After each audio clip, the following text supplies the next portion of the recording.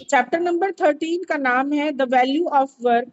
स्वामी विवेकानंद के कोटेशन से स्टार्ट होता है, when you are doing any work, do not think of anything beyond, do it as worship, as the highest worship, and devote your whole life to it for the time being. क्योंकि एक certain time में तो आप एक ही काम करते हैं। आप स्टूडेंट हो, आप पढ़ाई के एंगल से सोचेंगे, कुछ प्रोजेक्ट तैयार कर रहे हैं तो उसके एंगल से सोचेंगे, फिर आप कुछ कविता लिख रहे हैं, कहानी लिख रहे हैं, नाटक कर रहे हैं, स्किट में पार्टिसिपेट कर रहे हैं तो उसके एंगल से सोचेंगे। आप जो भी काम कर रहे हैं, एक समय में तो एक या दो तीन काम ही कर रहे होंगे, तो अपने आप को पूरी तरह से उस काम में डिवोट कर देना है। उस काम को बिल्कुल पूजा की तरह करनी है, ऐसे कि आप ईश्वर की पूजा कर रहे हो बहुत ही मन से।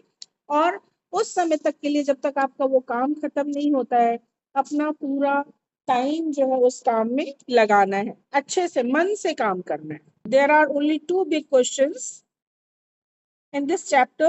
So first question is, what are the different types of activities that people engage in? वो कौन सी अलग अलग तरह की एक्टिविटीज होते हैं जिनमें लोग एंगेज होते हैं। And second, what is their contribution to our everyday life, life में उनका क्या कंट्रीब्यूशन होता है ना, यानी जो अलग अलग तरह के काम करने वाले लोग हैं उनका क्या कंट्रीब्यूशन है हमारे एवरीडे लाइफ में। Anu and Kabir were playing in the park. ये एक स्टोरी बोर्ड है। Anu and Kabir were playing in the park when they saw their neighbor Geeta auntie getting out of a taxi. She was returning home from work and was in her uniform, a pilot in the Indian Air Force. She is a pride of the whole town. अनु और कबीर जब park में खेल रहे थे तो उन्होंने अपने पड़ोस में रहने वाली गीता आंटी को देखा, जो एक टैक्सी से उतर रही थी क्योंकि वो काम से वापस आ रही थी और उन्होंने अपनी यूनिफॉर्म पहन रखी थी। वो इंडियन एयरफोर्स में एक पायलट थी और वो पूरे शहर के लिए एक गर्व का विषय थी, यानी लोग उनके ऊपर प्राउड फील करते थे कि मतलब एक लेडी है, एक वुमेन है और वो इंडियन एयरफोर्स में ऑफिसर है, पायलट है।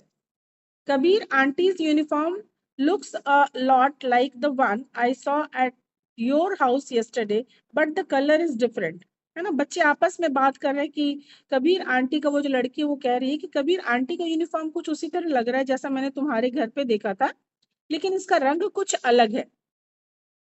तो कबीर बताता है, that uniform on the hanger belongs to my grandfather. He retired from the border security force and now spends his time. तो कबीर बताता है कि वो जो हैंगर में तुमने टंगा हुआ देखा, वो दरअसल मेरे ग्रैंडफादर की यूनिफॉर्म थी। वो बॉर्डर सिक्योरिटी फोर्स में काम करते थे, अब वो रिटायर हो चुके हैं और अपना टाइम व्यतीत करते हैं।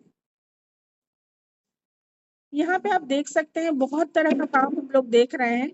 लाइक गुरुजी हैं, शिक्षा दे रहे हैं यहाँ पे, providing free geography classes to the neighbourhood kids.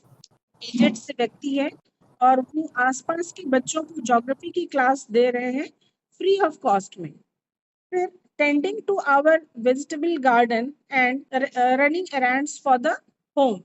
ठीक है, इसके बाद यहाँ पे देखते हैं, एक बच्ची बोल रही है कि my parents run a shop that sells uniform and other readymade garments. अपा leaves early in the morning and Ma joins him in the shop after we leave for school. जाहिर सी बात है ना। तो ये बच्चे बात कर रहे हैं, एक लड़की बोल रही है कि मेरे जो पेरेंट्स हैं वो एक दुकान चलाते हैं जिसमें वो यूनिफॉर्म सेल करते हैं, है ना, और रेडीमेड गारमेंट्स भी सेल करते हैं।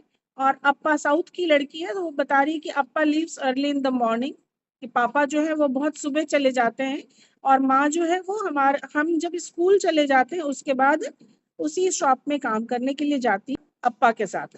वही लड़की आगे कहानी बता रही है, माँ is usually back by the time we return home from school. Mummy तब तक वापस आ जाती है, जब तक हम स्कूल से वापस आते हैं तब तक मम्मी भी वापस आ जाती है.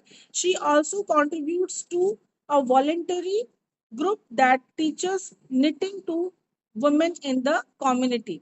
साथ ही में वो उन महिलाओं की भी हेल्प करती हैं, वॉलेंटरी अपनी इच्छा से हेल्प करती हैं, इसके लिए उन्हें कोई पैसे नहीं मिलते, बट वो उनकी भी हेल्प करती हैं. और क्या तुम्हें मेरा बड़ा भाई रोहन याद है? तुम उससे तब मिली हो जब वो मुझे स्कूल से पिक करने आया